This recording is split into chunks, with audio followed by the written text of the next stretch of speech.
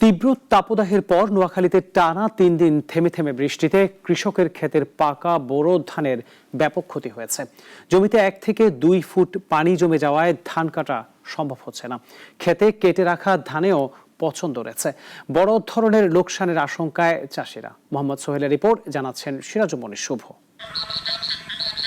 চলতি মাসের শুরুর দিকে পাকতে শুরু করা বোরো ধান গত সপ্তাহে কাটা শুরু করেন কৃষকরা।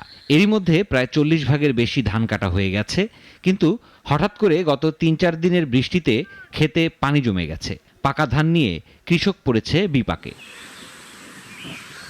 এখনও বেশিরভাগ ধান মাঠেই রয়ে গেছে। কয়েকদিন পানিতে তলিয়ে থাকায় ধানে গজানো শুরু করেছে চারা, ধরেছে পচন। জমি থেকে মেশিন লাগিয়ে পানি সরিয়ে ধান তুলতে গুনতে হচ্ছে বাড়তি খরচ। এখন আমরা বৃষ্টির কারণে লইতে পারতেছি না। বৃষ্টি বন্ধ না হলে তো ধান লইতে পারতেন। বৃষ্টির কারণে ফসলের জমিতে 1 হাঁটু পানি, ধানটা কাটতে পারতেছি না। যা গাড়ি বাড়িতে নিয়েছিলাম এখন শুকাতে পারতেছি না টানা বৃষ্টির কারণে।